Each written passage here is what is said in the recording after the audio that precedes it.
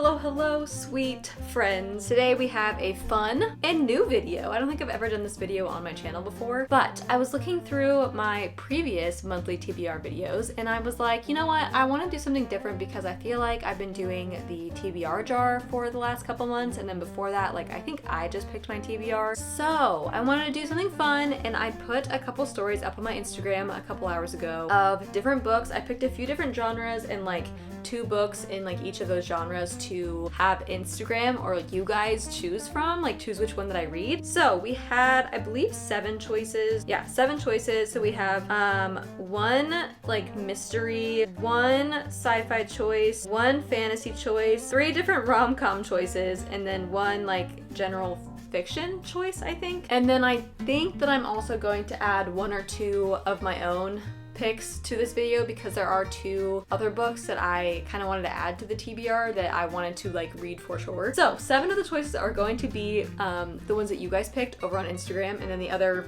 2 are just going to be ones that I wanted to add on to this TBR. So starting with the first one, I had 2 rom-com choices. I had 1-star romance and the rom-commers, and you guys chose the rom-commers, and I'm so excited. And this book is also from today's sponsor, which is Book of the Month. If you don't know what Book of the Month is, or you just need some convincing, it is an online monthly book subscription box. They have a team who curates a selection of new and early release titles, new and emerging authors, a bunch of different genres. So they choose through hundreds of titles and make a curated list for us to then choose from. So you can spend more time reading books that you love and less time shopping, even though I know we all love book shopping. But sometimes it's nice to be able to just look at a list of books that you already know are all going to be good and then choose just which one speaks to you most. And for me this month, that was the rom-commers and 1-star romance. I have read Happiness for Beginners by Catherine Senner, and I really liked it. I really liked her writing, so I'm really looking forward to getting into this one. And then this one just had a really fun synopsis. It is about our 2 main characters, and they are best friends with a couple that's getting married, and he ended up giving her book a 1-star review. So they are not really on the best of terms. And because they are best friends with the couple that's getting married, they are always seeing each other around at like different functions and different milestones and whatnot. So I'm very curious to see their story. So these ones both just looked like so much fun and like really fun little springy summer read. Not only do your books come in this cute little gifty box every month, but they also have the best price for new hardcover fiction for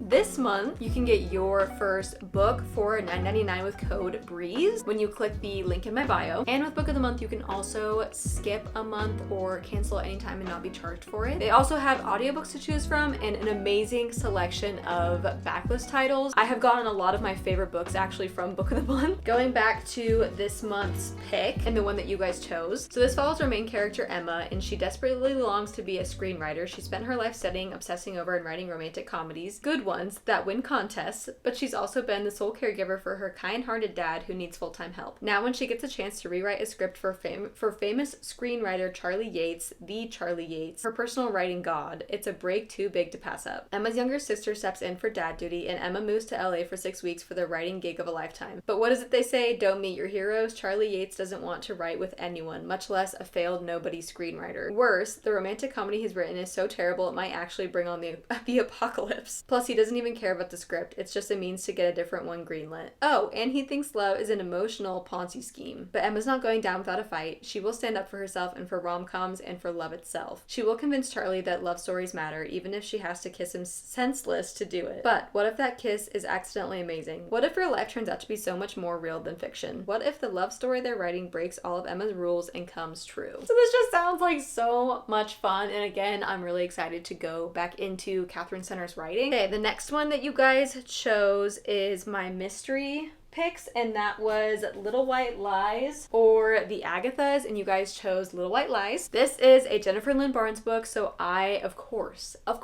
am super highly anticipating it. This follows our main character, 18-year-old auto mechanic Sawyer. She did not expect her estranged grandmother to show up at her apartment door and offer her 6-figure contract to participate in debutante season, and she definitely never imagined she would accept. But when she realizes that immersing herself in her grandmother's society might mean discovering the answer to the biggest mystery of her life, her father's identity, identity, she signs on the dotted line and braces herself for a year of makeovers, big dresses, bigger egos, and a whole lot of bless your heart. One thing she doesn't expect to find is friendship, but as she's drawn into a group of debutantes with scandalous, dangerous secrets of their own, Sawyer quickly discovers that her family isn't the only mainstay of high society with skeletons in their closet. There are people in her grandmother's glittering world who are not what they appear, and no one wants Sawyer poking her nose into the past. As she navigates the twisted relationships between her new friends and their powerful parents, Sawyer's search for the truth about her own origins is just the beginning. I just love a good, lighthearted, funny little mystery, you know, something that's just quick, easy, but like fast-paced kind of at the same time. So the next one that you guys chose, I had The Authenticity Project or The Happy Life of Isadora Bentley, and you guys chose The Authenticity Project. But this is one of the ones where I'm like, I might just add both to my TBR. So this is one that you guys chose, but I also think I'm going to add The Happy Life of Isadora Bentley because this was on one of my previous monthly TBRs and then I never got to it. So I kind of just want to carry it on over into this month. This one is about a main character who believes that most people aren't really honest with one another, but what if they were? And so he writes in a plain green journal the truth about his own life and leaves it in his local cafe. And then in that cafe, like other people start to like read that journal and they start to write things about their life in that journal. So it's pretty much just following like the story of this journal and these people's lives and how we're all kind of like more alike than we seem, you know? So that just seems like a really, really fun, cute read. I'm very excited to get into Claire Pooley's writing. I didn't realize that she had a couple other books in her backlist that I'm actually really interested in. Yeah, this just sounds like a really fun, lighthearted, heartwarming read. And that's kind of what I need for June, because I feel like June is, I mean, that's like when summer is starting and you want like fun, light, fluffy stuff. And then Isadora Bentley is about our main character, Isadora Bentley. She seems a little bit like standoffish, is that the right word? But she just kind of like keeps to herself and she'll never get involved in a romantic relationship again, especially with another academic. But then on her 30th birthday, Isadora does something completely out of character. The young woman who never does anything on a whim makes an impulse purchase of a magazine featuring a silly article detailing 31 ways to be happy. Isadora decides to create her own secret research project proving the writer of the ridiculous piece wrong. So this is just about Isadora, who is not necessarily grumpy, but she's also not like the happiest, like optimistic person ever. And she's trying to prove this article wrong about being happy, and she ends up finding happiness through that. So it just sounds adorable, and it was on one of my previous TBRs, so I've obviously just been wanting to get to it for a while, and I have not. So now's the time! Next is another rom-com choice, and I had Love Theoretically or Practice Makes Perfect, and you guys chose Love Theoretically. Honestly, I was going to be happy with either one of these choices. I was a little bit more anticipating Practice Makes Perfect just because I did read When in Rome, and I've been wanting to read the second one for a while, and I just haven't gotten to it yet, but I've also been putting off Love Theoretically, even though I do really like Allie Hazelwood, so it was a win-win. And this one has also been on previous monthly TBRs, so again, now is the time! This one follows our main character, Elsie. By day, she's a professor toiling away at grading labs and teaching thermodynamics in the hopes of landing tenure. But by other day, she is a fake girlfriend, pretty much, and she has a favorite client. This favorite client's brother, I believe, is like pretty much her academic rival and is the person who ruined her mentor's career and undermined the reputation of theorists everywhere. So it obviously just follows their story, and I just love a good Allie Hazelwood STEM book. I feel like they're all really fun, and I usually like the main characters. In Love on the Brain, I didn't love Bea. I found her actually kind of annoying, but in the Love Hypothesis, I forgot the girl's name, but I really liked her, and I usually like the guys a lot, so I'm excited. The next choice was between Red Rising and Recursion. These are both sci-fi books. This is a sci-fi, I think this is more like sci-fi dystopian. This one, it might be more dystopian. I don't really know if I'm being honest, but these were the choices and you guys chose Red Rising, which I'm 100% not surprised about because I feel like this book has kind of blown up again over the last, couple months to a year. To be completely honest, I don't know fully what this is about. I just know that there are like colors and like those colors are kind of like where you stand in society. The back says his wife taken His people enslaved, driven by a longing for justice and the memory of lost love, Darrow, I don't know how to say his name, will stop at nothing to bring down his enemies, even if he must become one of them to do so. I've just heard nothing but good things about this series, so I'm really excited for it, but I'm also kind of nervous because highly anticipated books I always tend to not love as much, maybe because they're so like hyped up. I don't know, but I'm nervous. But I also am just gonna go into it with like normal expectations and just see where it takes me. And I think because I'm not going into it necessarily blind, but because I don't know very much about it, I feel like that's going to make it even more exciting because I don't really know what to expect. The next choice was a fantasy choice, and this was between Fable and The Stolen Heir,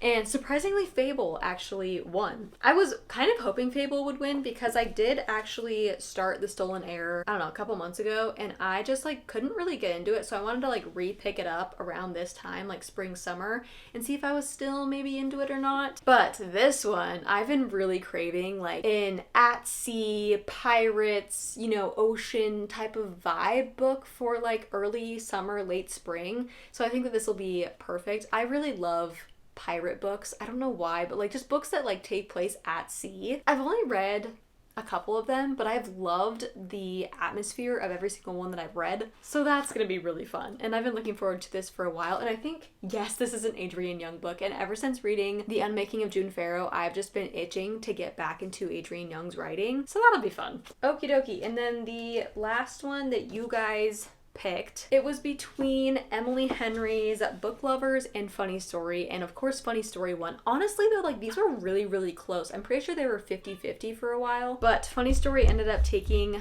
the lead. I don't even think I need to tell you guys what this is about, but I'm just gonna like quickly go over it. So I believe her ex-fiance's new fiance's ex, that's who this guy is. So I believe they end up like moving in, like they're roommates, and that's how this whole thing starts. And that's all I know, and that's all I want to know, because I kind of want to go into this like blind. I've heard some people compare this to New Girl, and I freaking love New Girl so much, so I'm really looking forward to that. And this will be technically the first Emily Henry book that I read. I did start Happy Place, but then I like put it down because I was listening to it on audiobook, and I just like, I wasn't super into it, so I put it down for a little bit, but I do really want to pick it back up because I think I would be into it. It just wasn't working at the time that I was listening to it. So this is technically the first Emily Henry book that I will have like read and finished. So that's also really exciting. There was one more that I wanted to add to this TBR, but I literally cannot remember what that was now. I really need another like fast-paced book. So either like a good sci-fi maybe, or like a good mystery thriller. Like I said before, I'm in a really weird like thriller thing where I just like feel icky about reading thrillers. But if it's a thriller that's like not super icky, then I might be down for it. Wait a minute, does The Housemaid 3 come out this month? Oh, I think it does. Oh my gosh, yes. Okay, so my next one is going to be The Housemaid is Watching, which is the third book in the Housemaid like series. It's a 5-star series for me. So, well, the first and second books are 5-star series for me. I think the first book was a 5-star, and I think the second book was like a 4.5 or 4.75 star. So I'm really interested to see how the third book is, because I feel like the second book, I don't know, like it just wasn't as good as the first one, and I feel like things might just start to get kind of repetitive by the third book if it's following like roughly the same idea, you know? So I don't know, I'm really interested to see how that works. But as for today and for this TBR, that will be it. So we've got Emily Henry's Funny Story, we have Adrienne Young's Fable, we have Red Rising by Pierce Brown, we have Love Theoretically by Ali Hazelwood, Little White Lies by Jennifer Lynn Barnes, The Authenticity Project by Claire Poole, The Happy Life of Isadora Bentley, and The Rom-Comers by Catherine Senner. So that's 9 books on my TBR, which is kind of an ambitious TBR for me, to be honest, because I lately have only been reading about 4 to 5 to 6 books a month. I'm honestly reading very slowly this year, but that's okay, because it's quality over quantity, right? Anyway, yes, that's it for today's video. Don't forget to go to the link in my bio and get your first Book of the Month book for $9.99 with code BREEZE. And thank you so much to Book of the Month for sponsoring this video. I have worked with them for like over a year now, and I just absolutely love them so much, and they have just such a good, their employees are all super great. Their titles are always really great, so it's just a good time overall. I love you guys so much, and I will see you guys in my next video. Mwah.